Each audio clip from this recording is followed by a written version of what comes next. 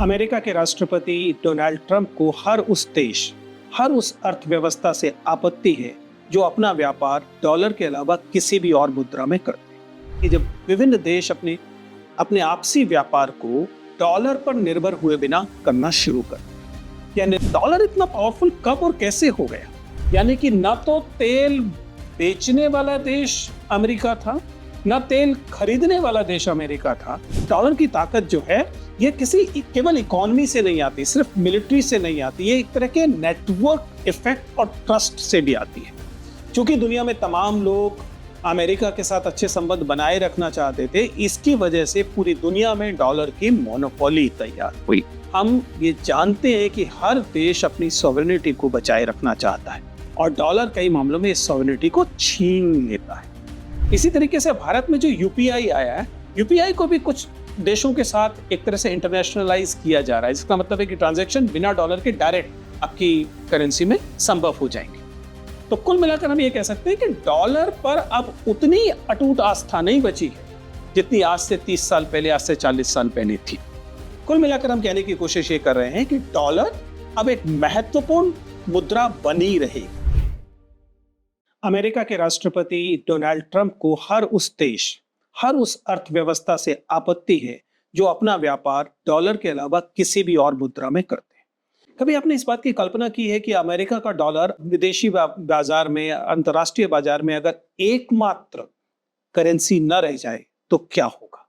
आजकल ब्रिक्स जैसे देश अपनी व्यापारिक गतिविधियों के लिए स्थानीय मुद्राओं का उपयोग कर रहे हैं और कुछ विश्लेषकों का तो अब यह मानना है कि डॉलर की शक्ति अब वैसी नहीं रह गई है जैसी हमेशा से थी। क्या यह सच में दुनिया में डी डॉलराइजेशन आ रहा है क्या, या फिर यह मात्र एक छोटी सी जियोपॉलिटिकल प्रतिक्रिया है? नमस्ते दोस्तों, मैं विजेंद्र चौहान, आपका स्वागत है पीएसटी टॉक के इस एपिसोड में। आज हम जिस चीज पर बात कर रहे हैं वह है डी डॉलराइजेशन। अंतरराष्ट्रीय जगत में डी डॉलराइजेशन पर लंबी चर्चा हो रही है। क्या मतलब है इसका? यह एक ऐसा शब्द है जो आजकल लगातार समाचार पत्रों में दिखाई दे रहा है, कक्षाओं में दिखाई दे रहा है, कॉर्पोरेट मीटिंग्स में भी दिखाई दे रहा है। आसान भाषा में डी डॉलराइजेशन का मतलब है कि जब विभिन्न देश अपने आपसी व्यापार को डॉलर पर निर्भर हुए बिना करना शुरू करते हैं। यह निर्भरता चाहे अंतरराष्ट्रीय व्यापार हो, विदेशी मुद्रा का भंडार हो या वैश्विक वित्तीय लेन देन हो, इनमें अगर डॉलर की बजाय किसी भी और मुद्रा का इस्तेमाल हो रहा है तो हम उस प्रक्रिया को डी डॉलराइजेशन कह सकते हैं। लेकिन इसके लिए हमें यह समझना पड़ेगा कि दरअसल डॉलर इतना पावरफुल कब और कैसे हो गया। अगर आप विश्व युद्ध के बाद 1944 में दरअसल स्पेसिफिक हो तो ब्रेटन वुड्स एग्रीमेंट आता है और इस ब्रेटन वुड्स एग्रीमेंट में दुनिया की वित्तीय संरचनाओं ने अमेरिका के डॉलर को वैश्विक मानक के रूप में स्वीकार कर लिया। उस समय डॉलर को बैलेंस करने के लिए कुछ सोने की कुछ मात्रा को रिजर्व की तरह रखा जाता था, लेकिन धीरे धीरे बाद में इस मानक की जरूरत खत्म हो गई और उसके लिए किसी सोने की आवश्यकता नहीं रह गई। डॉलर की ताकत उसके बावजूद बनी रही। यह क्यों हुआ? क्योंकि अमेरिका की अर्थव्यवस्था बहुत मजबूत थी, उसका सैन्य प्रभुत्व बहुत ज्यादा था और तेल व्यापार, सबसे महत्वपूर्ण बात, तेल व्यापार डॉलर में होता था। इसी को पेट्रो डॉलर प्रणाली कहा गया। यानी कि न तो तेल बेचने वाला देश अमेरिका था, न तेल खरीदने वाला देश अमेरिका था, लेकिन फिर भी तेल यानी कि खनिज तेल यानी कि पेट्रोलियम प्रोडक्ट्स वे डॉलर में ही खरीदे जा सकते थे और बेचे जा सकते थे। इसे पेट्रो डॉलर कहा गया। पेट्रो डॉलर प्रणाली ने एक तरह से अमेरिका को एक बहुत ज्यादा ताकत दे दी।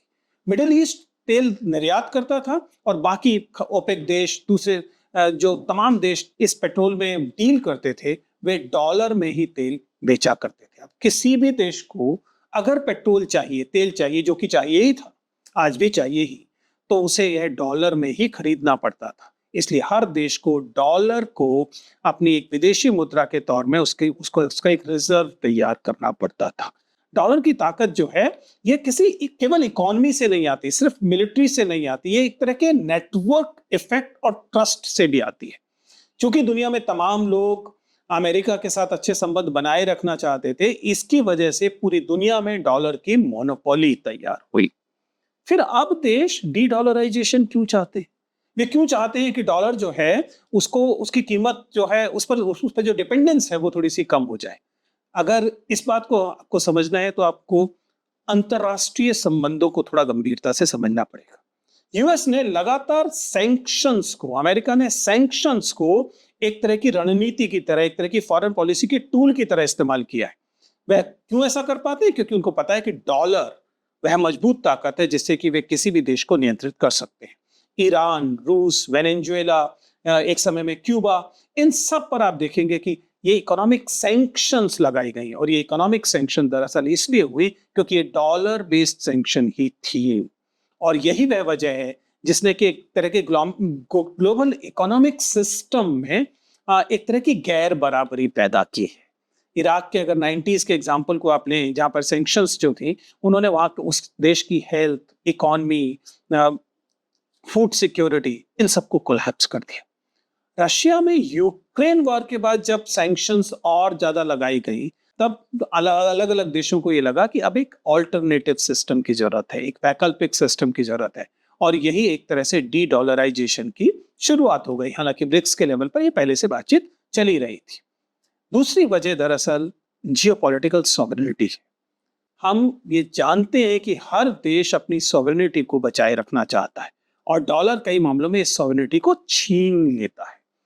तीसरी महत्वपूर्ण बात है, सच्चाई ये है कि अंतर्राष्ट्रीय जो संबंध है, अंतर्राष्ट्रीय जो जगत है, उसकी रियलिटीज भी अब बदल रही है। अब पहले जैसी स्थिति नहीं है कि केवल यूरोप और अमेरिका ही पूरी दुनिया को तय कर रहा है। ग्लोबल साउथ यानी कि अफ्रीका, एशिया, साउथ अमेरिका, यहाँ के देशों को अभी लगना शुरू हुआ है कि जो एग्जिस्टिंग ग्लोबल फाइनेंशियल सिस्टम्स हैं वो उनके फेवर में नहीं। क्यों नहीं है? क्योंकि एक तरह से डॉलर की हेजेमनी चलती है और वे इस डॉलर हेजेमनी के खिलाफ कोई विकल्प चाहते हैं, कोई ऐसा तरीका चाहते हैं ताकि इस डॉलर हेजेमनी को तोड़ा जा सके। और डी डॉलराइजेशन इसका ही एक प्रोसेस है। इस मायने में डी डॉलराइजेशन केवल एक फाइनेंशियल इंस्ट्रूमेंट नहीं है, यह एक तरह का जियोपॉलिटिकल रेजिस्टेंस है। ये एक तरह का जो जियोपॉलिटिक्स का जो प्रतिरोध होता है उसकी अभिव्यक्ति है। इसके अलावा आप ये भी समझने की जरूरत है कि तमाम दुनिया अब केवल अमेरिका के साथ वित्तीय रिश्तों में नहीं है। अब कई ऐसी इकोनॉमीज इमर्ज कर रही हैं जिनके साथ लंबे रिश्ते बनाकर काम चल सकता है, जैसे कि चीन की करेंसी युआन को देखें, यूरोप में यूरो को देखें, और कई तरह की नई करेंसीज खड़ी होती है, जैसे सीबीडीसीज खड़ी होती हैं, सेंट्रल बैंक डिजिटल करेंसीज। ये वैकल्पिक व्यवस्था को तैयार कर रहे हैं। अमेरिका की खुद की इकोनॉमी में भी एक तरह का डिप है, एक तरह का इन्फ्लेशन है, डेट आ रहा है। इससे भी डॉलर पर जो भरोसा था अब वो उस पैमाने पर मजबूत नहीं है जैसा कि पहले था। ये भी डी डॉलराइजेशन को कंट्रीब्यूट कर रहा है। अब इस क्योंकि अब आप ऑयल खरीदने के लिए, आप मसलन अगर भारत की बात करें तो भारत ऑयल खरीदने के लिए रूस से ऑयल खरीद सकता है, और ऐसा करने में वह रूस या रूस के रूबल में या भारत के रुपए में भुगतान कर सकता है। और ये स्थितियां हमने होते हुए देखी है यूक्रेन वॉर के दौरान। इसका मतलब क्या है? इसका मतलब है, और ये केवल रशिया के साथ नहीं हो रहा, अगर आप इंडिया और यूएई के बीच के संबंध की बात करें तो उन्होंने रुपए और दिरहम को में आपस में ट्रेड करने को लेकर एग्रीमेंट साइन किया, और इस कारण डॉलर को आप इस पूरी प्रक्रिया से बाहर कर सकते हैं। इसका मतलब ये है कि कुल मिलाकर दुनिया में एक तरह की टेंडेंसी तो अभी नहीं कहेंगे, प्रवृत्ति तो नहीं कहेंगे, लेकिन एक तरह का झुकाव, एक तरह का इंटरेस्ट, एक तरह की रुचि दिखाई दे रही है कि क्यों ना डॉलर को बाईपास करके हम अपने आपसी वित्तीय लेन देन करें। इसी तरह से अगर आप वर्ल्ड गोल्ड काउंसिल की रिपोर्ट को देखें, जो कि 2022 और 2023 में सेंट्रल बैंक ने पिछले कई दशकों में से ज्यादा गोल्ड खरीदा है। अब यानी डॉलर को भी आप गोल्ड से रिप्लेस कर सकते हैं, और एक तरीके का ये है तो सिंबॉलिक रेजिस्टेंस ही, लेकिन एक तरह की करेंसी बन सकता है गोल्ड अपने आप में। ध्यान रखिएगा, शुरुआती डॉलर दरअसल बैक्ड बाय गोल्ड था, लेकिन बाद में जब उसमें बैक्ड बाय गोल्ड नहीं बचा, तब अमेरिका के लिए डॉलर पाने का बहुत आसान सा तरीका था कि डॉलर और छाप लीजिए और आपका काम चल जाएगा। यह डी डॉलराइजेशन के बाद यह थोड़ी सी स्थिति मुश्किल होनी शुरू हो जाएगी। फिर अगर आप मूल कारण की तरफ जाएं, जो हमने कहा था पेट्रो डॉलर, ऑयल मार्केट और पेट्रो डॉलर एक तरह के कोलैप्स की स्थिति में। आप लगातार देखेंगे कि अब मिडिल ईस्ट का जो दबदबा होता था, क्योंकि उसके पास बहुत सारा पेट्रोलियम था, बहुत सारा ऑयल था, वह अब धीरे धीरे कम हो रहा है। इन सारे मामलों का भारतीय संदर्भ में अगर आप समझने की कोशिश करें तो हम क्या कहने की कोशिश कर रहे हैं कि भारत में इस तरह के संकेत भारत ने दिए हैं कि वह अगर संभव हो तो डॉलर में ट्रेड से बचना चाहेगा। वह कैसे कर सकता है? या तो वह इंडियन रुपी में कर सकती है या फिर किसी और करेंसी के साथ कर सकते हैं। अगर आप भारत के पिछले कुछ समय के समझौते देखें तो श्रीलंका के साथ, मॉरिशस के साथ और कुछ अफ्रीकी देशों के साथ रुपी बेस्ड ट्रेड एग्रीमेंट्स जो है वो साइन किए गए। इससे क्या फायदा हो रहा है? इससे डॉलर की का जो अतिरिक्त एक भंडार करने की जरूरत थी। आप जानते हैं कि श्रीलंका और अफ्रीका के कई देशों को बार बार जो विदेशी मुद्रा का भंडार है उसकी कमी होने के कारण उनकी इकोनॉमी पे संकट आता है।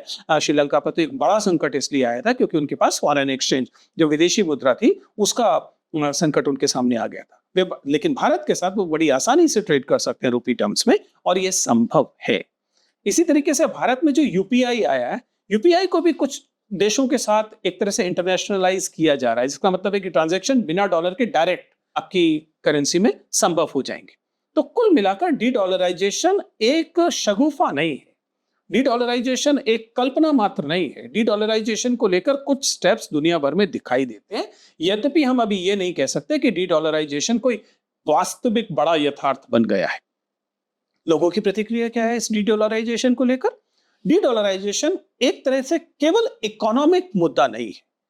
आप देखेंगे कि इंटरनेशनल रिलेशनशिप में ये एक अब नैरेटिव का हिस्सा बन गया है, ये एक बातचीत का मुद्दा बन गया है। सोशल मीडिया प्लेटफॉर्म से आपको दिखाई देता है, ग्लोबल साउथ को लेकर जहां भी चर्चा होती है वहां डी डॉलराइजेशन दिखाई देता है, और अमेरिका की तरफ से उस पर प्रतिक्रिया भी दिखाई देती है, जिसका मतलब है कि now it is part of a economic reality narrative, जो कि ज्यादा बड़ी चीज है सिवाय इसके कि हमने एक मुद्रा बदल दी। लेकिन सोचने का विषय यह भी है कि क्या ये मूवमेंट वास्तव में सफल हो रहा है? ऐसा कहना अभी थोड़ा सा मुश्किल है, क्योंकि छोटा सा प्रोसेस है जिसकी अभी शुरुआत हुई है।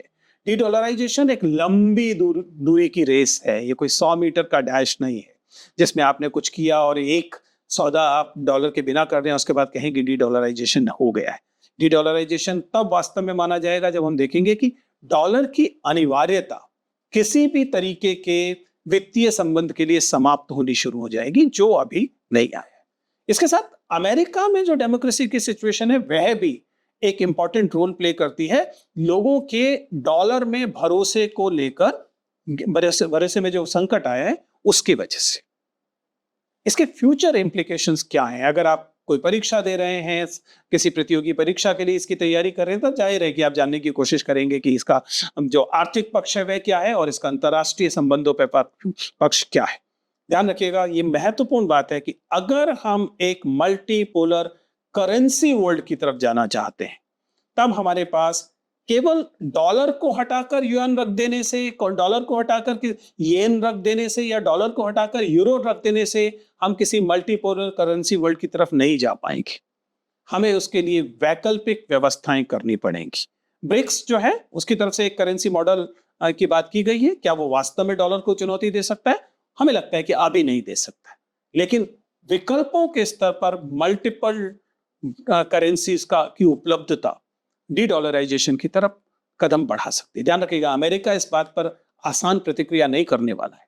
अमेरिका अपने एक वित्तीय जो उनके जो आर्थिक इंटरेस्ट होते हैं, आर्थिक हित जो होते हैं, उन्हें लेकर अमेरिका बहुत गंभीर प्रतिक्रियाएं करता है। अभी हाल में जो जिस किस्म के टैरिफ वॉर को आप देख रहे हैं वह इसीलिए है क्योंकि अमेरिका को जब भी जरा सी आशंका होती है कि उसके आर्थिक हित खतरे में है तब वह प्रतिक्रिया बहुत ब्रूटल किस्म की प्रतिक्रिया होती है। डी डॉलराइजेशन को लेकर भी यही होने वाला है। तो कुल मिलाकर हम ये कह सकते हैं कि डॉलर पर अब उतनी अटूट आस्था नहीं बची है जितनी आज से 30 साल पहले, आज से 40 साल पहले थी। कुल मिलाकर हम कहने की कोशिश ये कर रहे हैं कि डॉलर अब एक महत्वपूर्ण मुद्रा बनी रहेगी। ऐसा नहीं है कि हम डॉलर को अचानक खारिज कर दें, लेकिन ये जरूर है कि डॉलर को लेकर आस्था उतनी अटूट नहीं है जितनी अतीत में थी। अब सवाल ये नहीं है कि डॉलर हारेगा या नहीं, सवाल सिर्फ इतना है कि दुनिया कब और कैसे एक नए फाइनेंशियल बैलेंस, एक वित्तीय संतुलन की तरफ बढ़ेगी।